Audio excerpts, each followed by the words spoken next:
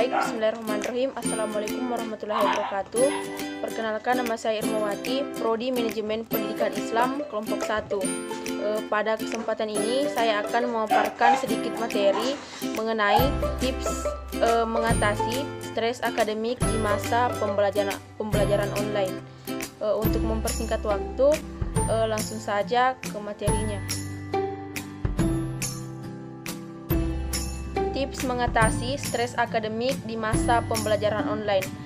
Sebagaimana yang telah kita ketahui bahwa stres akademik adalah persepsi subjektif terhadap suatu kondisi akademik atau respon yang dinilai siswa berupa reaksi fisik, perilaku, pikiran dan emosi negatif yang muncul akibat adanya tuntutan sekolah ataupun akademik. Pada kesempatan ini saya akan menjelaskan beberapa tips untuk mengatasi stres akademik di masa pembelajaran online tersebut. Yang pertama, kita mengatur waktu tempat belajar dan memastikan mempunyai tempat untuk belajar tersendiri.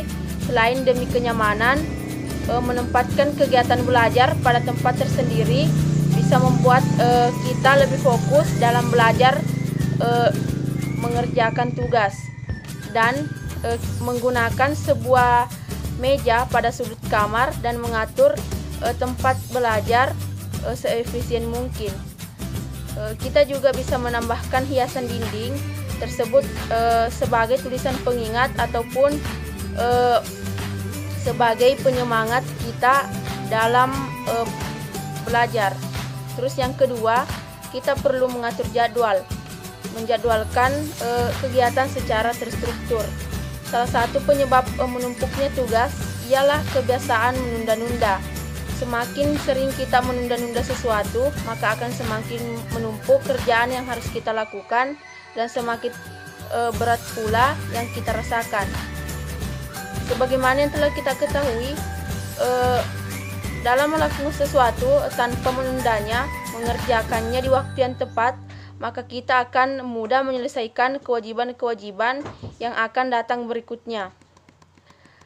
Yang ketiga, bersikap dinamis dan berani mencoba hal yang baru. Bersikap dinamis adalah salah satu cara mencegah kita untuk terhindar dari stres akademik dan variasikan kegiatan belajar yang lebih diminati. Misalnya saat belajar secara candi, kita mengikuti virtual candi yang ada di internet dan mencari informasi lalu berpartisipasi serta belajar memahaminya. Dan ada juga kita perlu memakai aplikasi secara online yang biasa digunakan oleh anak-anak dan melakukan eksplorasi lebih.